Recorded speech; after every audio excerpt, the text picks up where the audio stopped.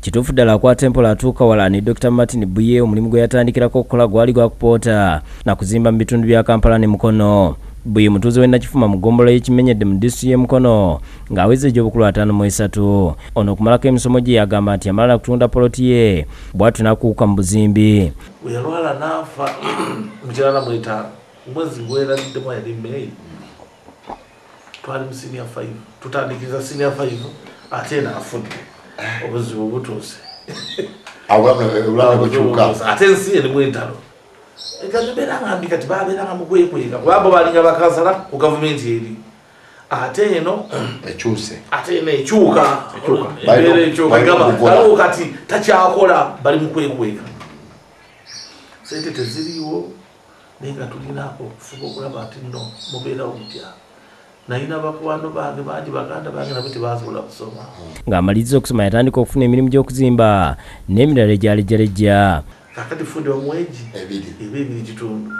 Kakati bw'obanga osobola okuba fundi ng'obadde olunaku 4 ng'osobola okukola emitwalo 10 okiwulira oba osobola okweyimiza ofiizi ezitaba nnyingi nnyo ez'emitwalo 5-6 ogenda ozikola kati nga ntegeeza bakama bange mu bwangu timanyi nti zatokupa ssente nyamba nsoma kati nga oba ekisamuli kyabakwatanga kati nga azikuterekera wajira nga kati jana genda kusasula fizi nga azimuwa gumi nebindaze ebyokusaiti byobireka.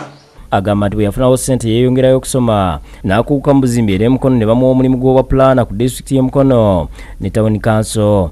Mwawumulawo bumuzinga ya weeks 2 zokka ezibreakinga okuva wamu okudda ku mirala omwenda weeks 2 naye musoma continuously koso gibala kosi nyimala zirayo Mukono ntandika okukola ngani assistant physical planner ebitiba byeyongedde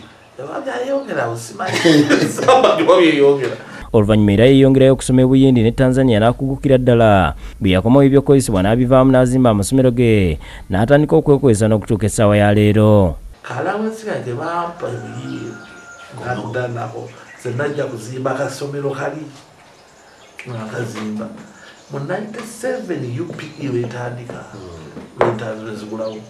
Dr. Buye agambye nti obutanyoma mirimu okweyongerayo okusoma okwekwasa Katonda obutadibuda ssente emikwano emirungi n'okulemerako by'ebimu ku bimusobozesezza okufuuka kyali olwaleero.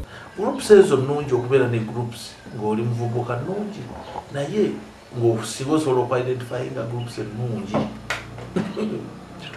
groups ezisinga abantu si baba balungi. Abo bannayuganda amagezi naddala abavubuka bategekera obukadde bwabwe nga bakyali bato nga ne ssente bazise mu bintu ebisobola okuzaala amagoba. Abantu bwe bagenda mu kyaki n'asaba nnyo nnyo aluza nti agenda gaggawala tosobola obugagga kukola. Kakati n'olyoka oleeta ebirungo birala okusaba gwe byoyagala n'obigattako kati obanga olina omugisa gwo Katonda akuyamba mu kukola kuli. Kibuuka Lumu yakusakidde gwe ku lwa Bukedde TV.